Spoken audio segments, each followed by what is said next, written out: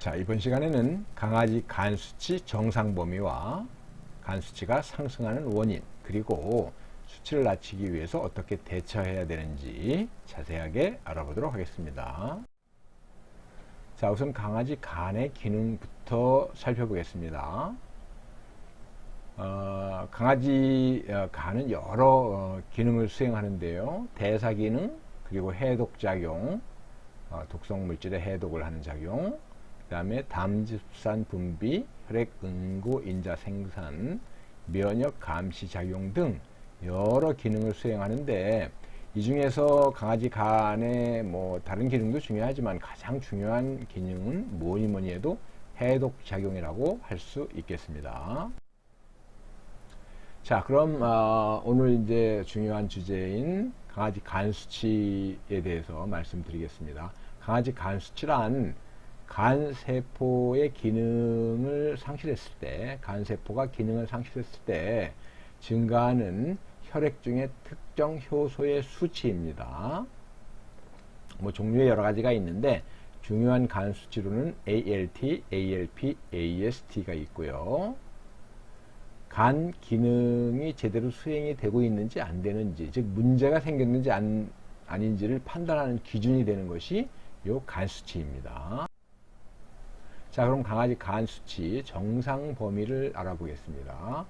ALT는 25에서 92, AST는 10에서 62, 그리고 ALP는 90까지, GGT는 1에서 6, 그 다음에 빌리루빈은 0.1에서 0.6 마이크로그램 퍼 데실리터. 이것이 이제 정상 범위입니다. 요거보다 이제 높을 때는 간 수치가 상승했다, 이렇게 얘기를 하는 거고, 간 기능에 문제가 생겼다, 이렇게 말씀드릴 수 있는 것입니다. 자, 그럼 강아지 간 수치가 증가하는 요인을 알아볼까요? 우선 이제 강아지한테 사용하는 약품이나 강아지가 실수로 독성 물질 이런 걸 이제 섭취했을 때 간 수치가 증가하고요. 간에 또 감염증이 발생했을 때 식습관도 간 수치 증가의 요인이 되는데요.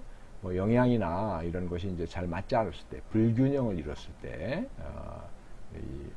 간 수치가 증가할 수 있고, 중요한 게 이제 질병인데, 당뇨, 췌장염, 간암 등 다양한 질병에 의해서 간 수치가 증가할 수 있습니다. 그 다음에 이제 간하고 이렇게 연결된 담도의 폐쇄나 슬러지나 이런 이 질병에 의해서, 담도 질병에 의해서도 간 수치가 증가할 수 있고요. 그 다음에 유전적으로 간 수치가 증가하는 경우도 있습니다. 그 다음에 또 흔치는 않지만 강아지가 스트레스를 받았을 때도 간 수치가 증가할 수 있습니다. 자, 그럼 강아지 간 수치 종류별 증가 원인을 살펴보겠습니다. ALT는 간세포의 손상이 생겼을 때 수치가 증가하지만, 근육의 위축이 발생했을 때도 간 수치가 ALT가 증가할 수 있습니다. 따라서 ALT 하나만 증가했다, 이러면 꼭 간에 문제가 생겼다라고 볼 수 없는 것입니다. AST의 경우는 물론 간 수치 손상이 이제 중요 상승 원인이고요. 근육 염증, 괴사, 용혈 등 다른 원인에 의해서도 증가할 수 있기 때문에 이 역시 요 수치 하나만 증가했을 경우에 간에 이상이 생겼다라고 판정할 수는 없는 것입니다. ALP는 간 질병뿐만 아니라 부신피질, 기능 항진증이나 담도 폐쇄 시에도 증가할 수 있기 때문에 역시 요 수치 하나만 증가했을 때는 간에 문제가 생겼다라고 확정할 수는 없고, 최소 이들 수치 중에 2가지 이상이 이제 정상보다 높을 때, 정상 보험이 바뀔 때 간 기능에 확실한 문제가 생겼다, 이렇게 진단을 하는 것입니다. 자, 그럼 간 수치가 높을 때는 어떤 증상이 나타날까요? 이제 구토, 설사, 이제 위장관 증상들이 나타나고, 그 다음에 이제 배에 물이 차는 복수, 황달, 식욕부진, 다음 단유 등 다양한 증상이 간 수치가 높을 때 나타납니다. 자, 그럼 간 수치가 높을 때는 어떻게 대처해야 할까요? 자세하게 알아보겠습니다.